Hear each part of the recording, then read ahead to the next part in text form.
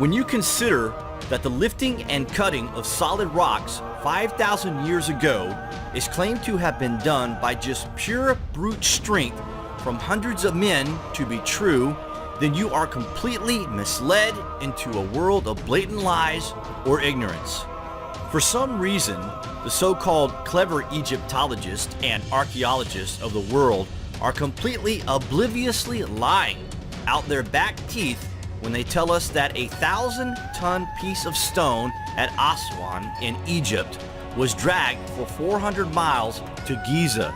It's crazy and it's clearly not true. But what type of technology could have been used to transport these types of mega stones? This is something that we have pondered over for years, and though we may never arrive at the truth within our lifetimes, we can at least consider that a type of high technology was used to transport these mega stones. This brings us to Miami in Florida. Throughout history, no one has really had any logical explanation of how the pyramids were built other than it was done by thousands of slaves over a 20-year period 5,000 years ago. That is utter nonsense. One man knew these secrets. His name was Edward Leedskalnin, and though he could be easily dismissed as being some madman with a claim for a brief piece of fame, it is simply not the case, and we're going to tell you why. Just wait till you hear this. On February 27, 1923, the Homestead Enterprise newspaper published a notice that E. Leedskalnin of California has purchased an acre of the R.L. Moser homestead and is planning to erect a home soon. Working alone and mostly at night, Leedskalnin eventually quarried and sculpted over 1,100 short tons of oolite limestone into architectural and engineering landmark that would later be known as the Coral Castle. Leedskalnin devised a means to single-handedly lift and maneuver blocks of coral weighing up to 30 tons each. What's that all about? The evidence for Coral Castle is on show for all of us to see. It is a stunning feat, even if it is amateurish compared to the pyramids or the Colossi. It is simply spectacular, especially at night. How did he do it? No one knows exactly how he did it, but he claimed to know the secrets of transporting and elevating more weights than is humanly possible for one man.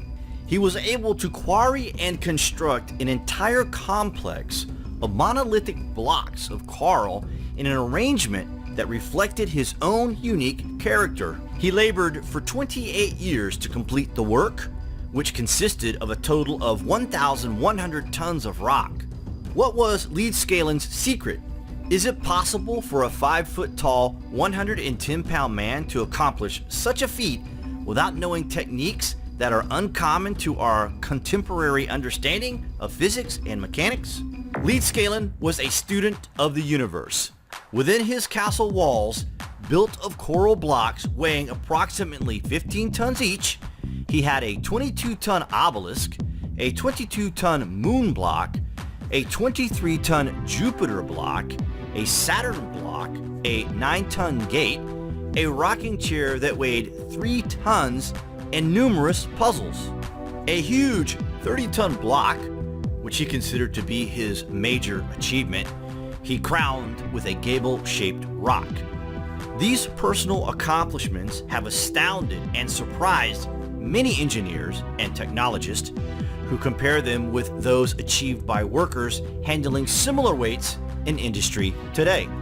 For his miracles of construction engineering, Leedskalnin received attention not only from engineers and technologists, but from the U.S. government, who paid him a visit hoping to be enlightened. Leedskalnin received them gracefully, and they left none the wiser. When questioned about how he moved the blocks of coral, Ed would only reply that he understood the laws of weight and leverage well. On the ground level of the building where Leedskalnin resided, sometimes called the Tower, he constructed a room to house his tools. Within this room, there is a mysterious flywheel which is constructed of concrete and magnets with a cloverleaf shape at the center. When holding a compass next to the wheel as it rotates, the compass also spins, indicating each U-shaped magnet was set opposite in polarity. Next to the wheel, there is a metal pole which enters the ground.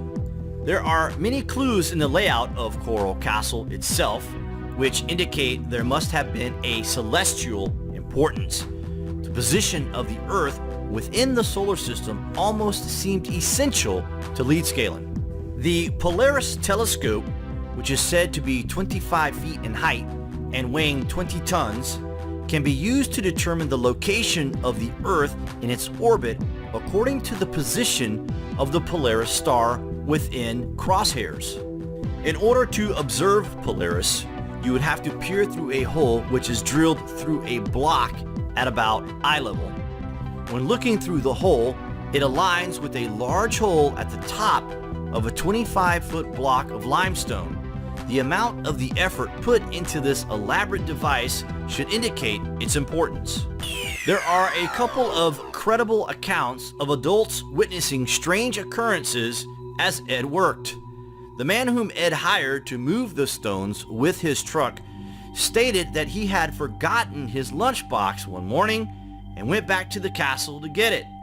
He had only been gone for half an hour, and when he arrived, Ed already had several of the monolithic stones stacked on the rails of the trailer like cordwood. He never saw how Ed loaded them, just that Ed had no heavy machinery that should have been necessary to manipulate such heavy stones. Researchers have speculated that Ed learned the secret of levitation, and one theory in particular caught the imagination of many. The planetary grid hypothesis postulates that the Earth is covered by an invisible web of energy which is concentrated at points of telluric power, the convergences of which create unusual phenomena. These telluric grid dynamics played a vital role in the construction of the castle. There exists an all-encompassing global grid with direct harmonic relationship to the speed of light, gravity, magnetics, and Earth mass. All major changes of the physical state are brought about by harmonic interactions of these manifestations. The controlled manipulation of these forces would make it possible to instantaneously move mass from one point to another in space-time. He understood the critical nature of identifying the most energetic location to erect his massive castle, and seemed to have known the secrets of anti-gravity and its relation to cosmic events. Ed proceeded to develop a means of leverage power generated from the geomagnetic grid, and produced a system to generate anti-gravity waves. Ed Leedskalnin knew exactly what he was doing when he created his fantastic castle. In 1951, Ed took his secrets to the grave. The mystery of Coral Castle was never revealed. Rumor persists that a plaque was found in Ed's bedroom that read, "The secret to the universe is 7129-6105-195, a sequence of prime meridian numbers." We know this sounds crazy, guys, but it might be crazy enough to be true. What do you guys think of the secrets in the construction of Coral Castle? Comments below. Thanks for watching. With no modern machinery and with no help, he somehow hand-carved and lifted every single block, a total of 3 million pounds. Trying to catch him at work, the neighbors took to spying.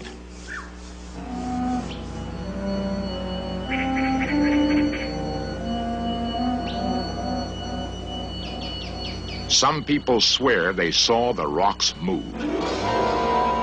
Ed could somehow sense their inquiring gaze. He would simply stop working and patiently wait until they gave up trying to discover his secrets. This block weighs 9 tons. It's just one piece of rock. See what you can do with one hand?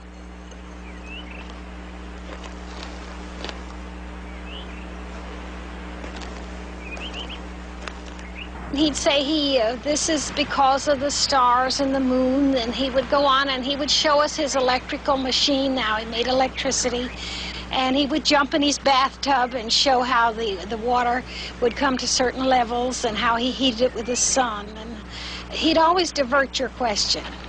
As I say, a very gentle, kind person. He was, of course, highly intelligent. Many people thought he was a little cracked because he was smarter, I think, than they were, probably. His whole life and whole being was very frugal. Just sustained himself, I think, more or less. And some nights we'd come in the moonlight and sit and walk around in his park. And he would come out and tell us his story if he had a small audience. And he would go along in a very normal sort of a voice, and then we'd ask him why he did it. And they'd say, oh, well, someday my sweet 16 is coming, and he'd look up in the stars, and he would get very ethereal in his voice, and he just loved talking about his sweet 16. And he always spoke of her as sweet 16. She never grew any older. It's kind of nice. We asked the men at a rock quarry to try an experiment, to cut and lift a giant block of oolite. With diamond-tipped power saws, the cutting alone took several hours. The only way to break the block free, brute force.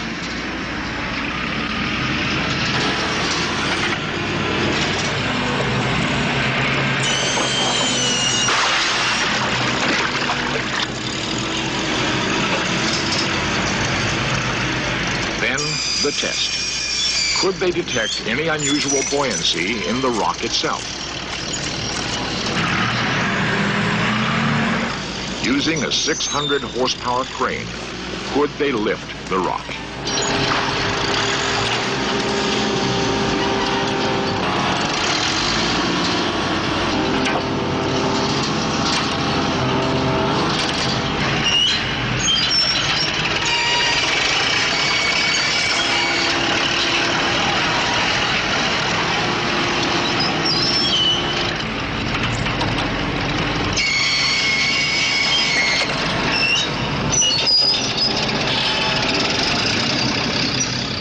Crane almost tipped over, they managed to drag the block a few yards. What modern equipment would it take to duplicate Coral Castle? It couldn't be done. Charles Valois comments. Not with the modern equipment. I wouldn't cut more than 4 foot long and 32 inches wide and 7 or 8 foot long. That's the most I'll cut. And you see the struggle I have getting it out with that machine. This is the only known photo of Ed apparently working. Although he seems to be breaking the block free with wedges, a close look reveals that the block is already cut free, with a cable underneath. Engineers have been puzzled by this photo. He's moved stones up to, or coral blocks up to 25 tons.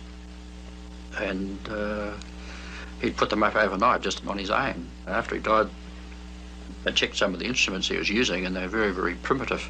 Chisels and hammers and ropes and pulleys and things. Nobody can understand even today now how he done this. I found when I applied the harmonic mathematical basis to his position on the Earth's surface geometrically, that the same harmonic values popped up on the area where he was. He always said that he had the secrets of anti-gravity and magnetic fields, and he also said that he knew how they built the pyramids. So it appears if he was telling the truth that it looks like he did have these secrets. They also found $3,800 in crisp $100 bills and what resembled a treasure map. All attempts to follow the directions on the map were futile. Nothing seemed to correspond to our normal three-dimensional geometry.